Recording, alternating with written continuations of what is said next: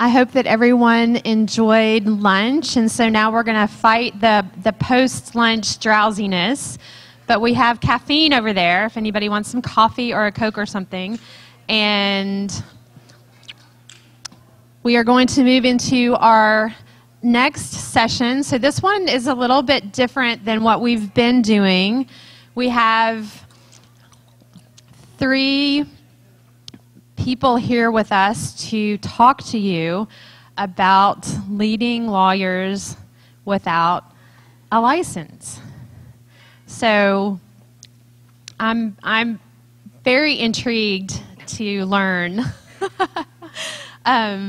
what they are going to share, and so thank you for your attention. We have Teresa Walker, we have Kathleen Pearson, and Camille Reynolds, and I'm going to turn it over to them. Ladies. Thank you, Kat. And I know I join these folks in sending our thanks out to Kat and to Larry for inviting us to do this, a little bit different. And we hope we can give you a little bit of a perspective of what it's like to work with those of you who do have law license on a day-to-day basis. And those of you who don't, we love you. We love you. We love all of you. But as we were talking about how to go about this and the things to include, one of the things that has always stuck in my mind, because I'm a little farm girl, grew up about an hour south of here, is that leading lawyers is like pushing frogs in a wheelbarrow. You don't lead lawyers. Pushing frogs in a wheelbarrow. Everybody's going all sorts of directions all the time. So we're going to walk you through some of the things, skill sets, traits, just observations from people without law degrees as to how we help law firms get things done on a day-to-day basis. Yes. Just go in there, Larry. Thank you, C. It's a good lead lawyers. So I am Teresa Walker. I am with Waller, Lanston, Dorchin Davis. We're a law firm based here in Nashville. We have about 250 attorneys, most of whom are here in Nashville, although we do have 4 offices across the country. And I have been at Waller in a variety of positions, everything from the business manager back in the late 70s, frankly, to chief operating officer on a day-to-day basis, and have spent my career at Waller and learning how to work with lawyers and how to help them accomplish the goals of serving our clients. Kathleen? Okay. I'm Kathleen Pearson. I'm the Chief Human Resources Officer with Pillsbury. We have our Global Operations Center located here in Nashville, and I was originally brought on about 6 years ago. I can't believe it's been that while. To help open that center and really centralize all of our administrative functions in one location. We have about 200 staff members here, but in my role as Chief Human Resources Officer, I work with the board and sit on the executive team to help develop the strategy for all human-related issues, both on the attorney side and the staff side. We have about 700 lawyers worldwide in 20 offices throughout the world. And so it's a never-ending challenge to sort of work with people to help solve their problems. It's a challenge every day for both the staff side and the attorney side, as you can imagine, as you're developing what our workforce looks like today. With 5 generations in the workforce, that creates quite a challenge as we're dealing with issues related to the millennials all the way up through our greatest generation that are still with us. So it creates a lot of opportunity for leadership and lots of opportunity for, I don't know about pushing frogs in a wheelbarrow, but we say herding mountain lions because they have claws and will eat you. That's a good one. I'll remember that.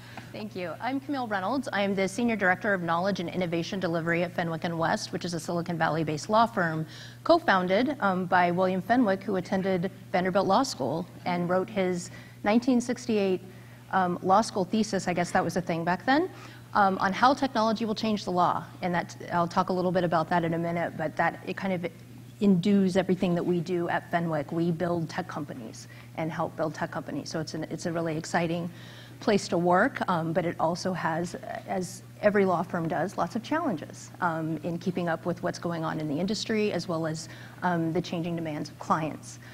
So my background is, I actually went to college just down the road at Chattanooga and ran track and cross country. It's been about 20 years since I've been back to Tennessee, so it's great to be back, even for a brief time. And, you know, I really got introduced to the law right out of undergrad and had planned to go to law school. In fact, I was on my way. I was accepted at 3 different law schools. About a month before, I decided not to go. And that was the best decision for me. I ended up getting a master's in information science, and now I get to work with lawyers and you know, work with them on making better process, as well as learn from them on, you know, what their expertise is and identifying expertise in other roles that can help our clients solve their problems.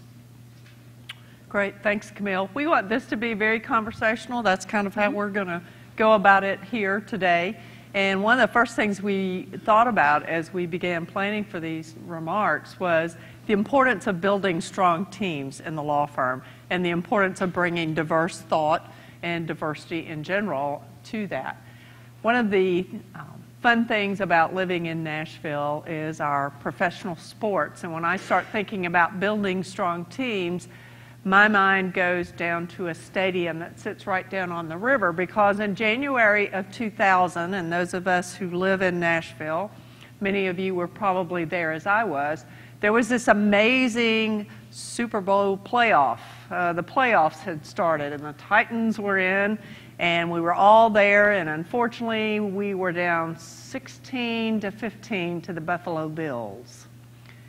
16 seconds left in that game, and we all stood there going, it will take a miracle for us to come back in 16 seconds. Well, little did we know that there were some really neat plays, one in particular that was going to be executed, that the team had worked on a number of times, but it had really unsuspecting players involved in that execution of that play. So for those of you who remember, I was standing there screaming with the rest of us, all wrapped up. The ball was kicked. The Bills had just scored on a field goal to send us down 1 point. The ball was kicked. Lorenzo Neal caught the ball. Well, that in and of itself, Lorenzo Neal, fullback, right? Caught the ball. Lorenzo Neal threw the ball to Frank Wycheck. Now, Frank Wycheck is a famous tight end for the Tennessee Titans. Tight ends don't throw the ball, do they? It's all those quarterback guys, Steve McNair, Eddie George, those kind of guys who are on the field. Frank Wycheck throws a lateral. The guy's not even a quarterback. He throws a lateral. And yes, it was. If you're in the audience and you're a Buffalo Bills fan, I know to this day you're going, oh, no, no, no. But the truth is, I was there. It was a lateral, wasn't it, Larry? So he throws this lateral pass that goes across the field to probably the only guy who really should have been in the play, which was Kevin Dyson, also known as Cheetah Man, who took off running like the fastest cheetah you've ever seen. Obviously, we scored, and what really, from a team effort, brought that miracle play together was the voice of the Titans, Mike Keith. And I know if you've ever seen the top plays in NFL history, because this is definitely one of them, you've heard Mike Keith going, screaming, and I'm not going to do that here, but screaming, it's a miracle. There are no flags on the field. So what I thought was really interesting about that was the fact that, you know, our quarterback wasn't involved, our great running back wasn't involved, Eddie George, Steve McNair. You know, Jeff Fisher wasn't on the field, nor was Mr. Adams, the owner at that time. You know, today's owner, Amy Strunk Adams, I don't think she's ever played football. I'm not positive. But all sorts of people had to come together to make that Music City miracle happen. And I think that's what we do on a day-to-day basis in law firms, is to realize the number and the different types of skill sets that are so necessary to be brought together to create integrated teams that can really find diverse solutions and see things from different perspectives. So I know from my perspective, the building of great teams is one of the things that I try to do from a leadership perspective over all these many years in trying to lead lawyers. So I'll piggyback off the team aspect of this and tell you a little story about how we actually opened our facility here in Nashville. Because it's really kind of a daunting task, and I had joined Pillsbury from Waller. I'd been at Waller for years, and so I was the first employee here on the ground to come and be tasked with, we're going to open this center. Okay, that's a little daunting when you think we have to hire 150 people in 9 months. We have to build a whole new building and get this entire place up and running. And I'm just one person, and I have no office yet, so I'm not really sure what I'm supposed to do. Gut check later, I realized that I had a whole team of colleagues throughout the firm that were going to help us do this. Because basically, when you're talking about a refresh and a turnover of 150 people, we're a very large corporation from a corporate perspective, and we had to keep the trains running on time. So as we were replacing all of our billers, we had to make sure bills were getting out. While we were disrupting the way the lawyers were working by moving document production, which is what we call our word processing center, to Nashville, we had to make sure that the documents were still getting out and that there was as little disruption to the partners as possible. And we couldn't have done that if we didn't have a team of administrative professionals that really could dig in. We sourced over 6,000 resumes in 9 months, and we hired all these people in a very short amount of time while building the space. Now, fast forward towards the end of that, because clearly this is about lawyers and how we help lead the lawyers. What was the impact on our partners and our associates as we were going through this process? We really kept in touch and kept in contact with them consistently and made sure that they understood that we're here to help solve your problems. And it doesn't matter where we sit in the world, if it's Nashville, if it was San Francisco, if it was New York, at the end of the day, our job is to help solve your problems. And so I went to all of our different offices and did roundtables right when we opened and sat down with the partners and said, what are we doing wrong? Now, right? I mean, you're asking a group full of partners, what are we doing wrong? Because, and we led with that question because we really wanted to get it right. And we wanted to hear those frustrations and make sure that they understood that we wanted to hear those frustrations so that we could get things right. We heard about communications. We heard about speed. We heard about people not really understanding their business. All of these are things that you hear from clients all the time. So we treated our partners as our clients, and it created that empathy back and forth and built that trust between the Nashville Center and the partners at large. And when I was in this town hall meeting and I was in New York, in one of our offices, right on Times Square, really, really kind of very powerful people in this room, and I raised my hand, and asked this question, and one of the partners stands up. Says, I've got something to say. And it was that guy. I think everybody in their firm has that guy. And I could sort of see the look on all the other partners' faces like, oh my God, this poor woman, what is about to happen to her? And he says, I'll tell you, this was a terrible idea from the beginning. I had no faith and confidence that this would work at all. You took my biller away. You took my word processor away. And, what's next? So I decided to call at 2 o'clock in the morning on a Saturday with a problem. And I called your help desk and said, this is horrible. This spreadsheet is broken. I didn't say what was wrong. I just sent it and said, you need to fix this. And he said, within 20 minutes, I had my document back. They found errors in it that I didn't know existed. And they offered solutions for how I might do it better next time. So he said, I think you're doing okay, kid. So again, it goes back to when you're talking about leading lawyers and you're talking about how we do this, and I think we would all agree, we don't necessarily think about what we don't bring to the table. We think about what we do, and what we bring to the table is that trust in treating our partners as our clients. And that's how we, I think, really have all found the success in our careers. Yeah.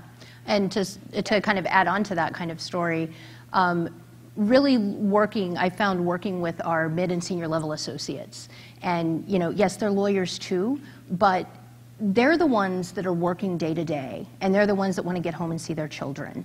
And by building that trust, working on teams. So one of the themes I embed in everything I do is this idea of cross-disciplinary teams. We can always solve problems better with a diversity of expertise than, if we were all engineers or all lawyers or all me. We won't get to a good decision that way. So this concept of cross-disciplinary teams is something that we do a lot of at our firm. We call them SWAT teams or task forces or working groups, and we pull in people in the practice. I don't march into partners' offices and say, hey, let me fix your practice. That doesn't work, obviously, but having that empathetic ear. So I'm also a big fan of process mapping. I've never met a sticky note that can't solve a problem for me. And we've found through design thinking exercises with these cross-functional teams that include technologists, project managers, people from finance, data science folks, which, by the way, if you don't have data science folks in your organization, check finance. They're hiding there. They may not call themselves that, but you get them going and they can do some amazing things for you. But working with these cross-functional teams is as helpful for the practicing attorney, paralegals, et cetera, as it is for those that are not in the practice. I've learned so much over the last couple of years sitting side by side with our mid-level associates, so much so that now every time I'm in our main office in Mountain View, I get calls in like these excited tones from mid-level associates saying, can you come by my office? I want to show you something. And so I'll stop by, and they'll be sitting at their desk, and they'll have a whiteboard behind them, and they're like, this is my to-do list. I have to go over here, do this, this, and this, and then I have to go back here. Can't we make this easier? That's like gold. And having those kinds of conversations, they recognize that, yeah, I can't, do an option grant. I don't know what that is, but I can help you do it more efficiently. I can help the paralegals understand what is needed when. Where can we insert technology? Where can we experiment with new technology? So having that cross-disciplinary team is really critical, and it's what our clients expect. I'm very fortunate to work at a firm that is in Silicon Valley. So we're sort of, for a law firm, we're kind of odd in that way. We grew up in Silicon Valley, our founders are there, and so in many ways we operate like a startup. We sort of have the rule of, I was having a conversation at lunch and someone asked me, well, what is your roadmap for that? And I'm like, I don't know, we're figuring it out. We tend to ask for forgiveness instead of permission, and that works very well in our culture. Cross-disciplinary teams can be very helpful. Clients are often asking for that too. I got an introduction to this very early in my career, which I'm very thankful for. I started my career as a law librarian in a large AmLaw 100 firm in the Midwest that specialized in product liability litigation, pre-AG settlement for big tobacco. Probably don't need to tell you which firm it was. But my job was actually, I didn't do legal research. I worked in what we called, euphemistically, the tobacco library. And I didn't work with lawyers. I worked with epidemiologists, psychologists, doctors. I worked on the witness prep team. And my job was basically to find every medical article that existed on the planet in every language that had tobacco and cancer in it anywhere. It was a great place to learn. And that's where I and now in hindsight, I realized, wow, what a great place to learn. Because I didn't work with lawyers till like my third year in my career in law firms. It opened up a whole, concept of how to solve client problems. We need multiple perspectives. And, to hear a lot of the conversations today about legal education, it's very exciting to hear how, legal educators are trying to figure out how to partner with business schools, with design schools, with, local legal clinics, things like that.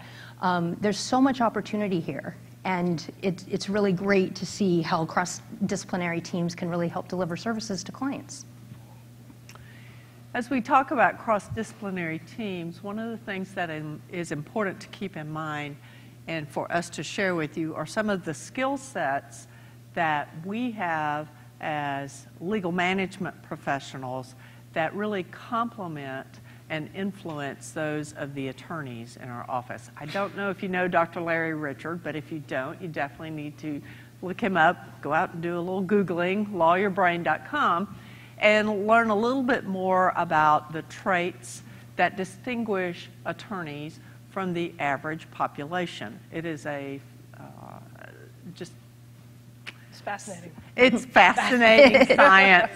It's scary, fascinating science for those of us. It's like the little light bulb goes up over your head and you're like, oh, there's the answers as soon as you see them. But I think what legal management professionals can do is figure out how they complement with the skill sets that they have. One of the things that legal management professionals are very gifted with is a sense of empathy. Camille mentioned that earlier. It gives us the ability on a day-to-day basis, and we run the gamut all day long from one end of the spectrum to the other in terms of the generational differences and just the differences in personalities, to apply all sorts of empathetic approaches. And we all know that in a law firm, what we really have to offer, or in a corporate legal department, what we really have to offer are the skill sets of our lawyers. So the care and feeding, which is both emotional, sometimes it's physical, you really do not know all the different aspects of the ratio that it runs, but having that emotional and empathetic intelligence to be flexible and adaptable and to realize this person is, frankly, suffering from depression. You may have to realize this person has a drug issue. This person has a marital issue going on in their home. You can run the gamut on things that happen in law firms on a day-to-day basis, and you really feel like you come out with a PhD when you never really even went to school to be a psychiatrist. But you certainly learn how to use those skills and how to help people in those situations by relating with them. So I think one of the great skills that we bring to complement and influence how the operations of the law firm go on is this approach from an empathetic perspective. I agree with that completely. I think also another, real great skill set and trait that you have when you have a really healthy balance between your business professionals and the partners working closely together is that very trusted advisor role that you start to take on. And again, it goes back to that trust. And when you have it, it actually provides a really great sounding board that's a non-threatening place for the partners to open up and talk about business issues, either with their own practice or with the firm as a whole. It just gives them that sounding board that they can start to bounce ideas off of, how they might do things differently, and how they might really change the way that they practice and try something new.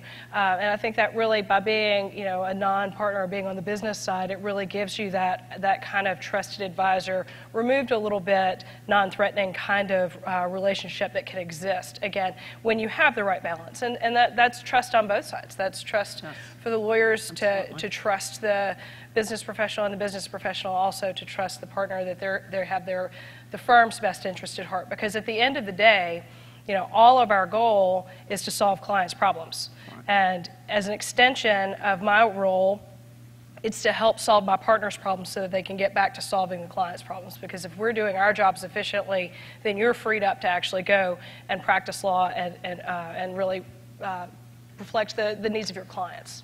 So. Absolutely. Yeah, and I think one of the other skills that you're hearing kind of weave through all of our comments is listening. I find that often, those of us that aren't living by, 6-minute increments have the luxury of swinging by someone's office and just letting them vent, letting them, talk to you, and in meetings as well, attending practice group meetings. When I first started at Fenwick, my boss, who has since retired, gave me the best gift ever. He told me, I don't want you to do anything for a year, I just want you to go to lots of meetings. Now, it didn't actually work out that way, but yeah, it was good in theory, but I tend to have an action bias and I couldn't help myself. But having that luxury of being invited into meetings with no sole purpose other than to just listen was really helpful, and it's paid a lot of dividends. When you're working with cross-functional teams of practitioners who are living and dying by the 6-minute increment, because even though our clients do want flat fees, and we do a lot of flat fees at our firm, there's still the metrics of the billable hour. Even on a flat fee, often clients will still want to see a readout of the hours. So, you know, there's still a lot of work to be done around effective listening, both for operations professionals like ourselves, as well as for lawyers and our clients. And really, through that listening, what I learned is that there were a lot of process gaps in the way law is practiced. Now, that probably doesn't come as a surprise to any second-year or third-year associate in a big law firm. But by hearing perspectives of paralegals, of junior and mid-level associates, of partners, and starting to define roles and having them define what their role was in a particular type of work, they were gaining empathy with each other. It didn't devolve into a, well, the paralegal didn't do X, you know, that's their fault. It was, oh, when I got back from the board meeting, I didn't tell the paralegal what options we granted, so they couldn't update the cap table. I get it now. And that sounds like, well, yeah, duh. But, you know, these are incredibly busy people, and they know, as you said, they know their client's business. They're not focused on what are the internal kind of steps and processes inside the law firm or inside the legal operations department. So it's been really instructive for our attorneys and our paralegals to see that they all have a role to play.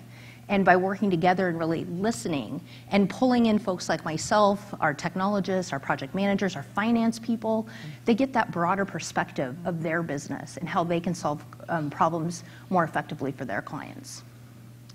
So to kind of roll this all up, as we thought about leading lawyers, we came up with a little acrostic that we feel is applicable for the situation. As Camille just said, listening effectively is very important for us. Having that emotional intelligence is key. We have a long-term perspective on the health of the organization. I know for those of you in private practice, you kind of mark your year at the end of the year, and every year is a whole restart the counting boards and the scorecards and that sort of thing. Really for us as legal management professionals, we take a much longer range perspective on strategic operations as well as the internal operations of the organization. And so it gives us, those of us who aren't elected by a popular vote, who are helping lead and manage law firms, it gives us a different perspective on how to help the organization move forward. We're also very analytical, and we avoid politics like the plague. We know it's so important, especially in HR roles like Kathleen has, that fairness is the #1 key to encouraging great morale in your organization. The first time you are unfair with an employee, and you may think no one is watching what's going on, but let me guarantee, as we both well know, even if it's an issue that doesn't affect a particular person in the organization, everyone is watching to see how that situation is being handled. So you have someone who's consistently late for work or absent from practice group meetings on a regular basis. People are watching to see how management leadership deals with that issue. So a lot of times the solutions are more important to the people who are watching than the person actually involved in the situation. We're very data-driven. We know that appeals to the abstract reasoning that attorneys are so high in, and so we thrive on collecting data, sharing that with the attorneys. We're, of course, very high from an influential perspective, and use that as one of our key traits because we're dealing with people every day who are highly autonomous. They do not take direction well, and so our approach is typically to influence as opposed to direct. And I think that we find that to have been very successful for us. Then there's the other flip of the coin as we think leading, the N, we nag. Sometimes that's what it takes. We all know that all too well, whether it's nag to get your timesheets turned in, we nag to get your bills out the door, we nag you to get your money collected at the end of the year. Of course, we're always nagging for your benefit, but sometimes we flip the coin and nurture as well. And just finishing it out, for the G, we're gurus. We do a lot of things, HR, technology, finance, strategy, everything that's involved in running a business, we have to be very good at, very skilled at. So we're gurus and we get things done. Questions? Wow. I made some notes while you all were talking, and I'd like to connect a few dots. We do not have time for questions right now to stay on time, but I would encourage anyone who has a question for any of these panelists to see them during the break, and we might be able to work some questions in the next Q&A. So just some keywords I want to sprinkle around for your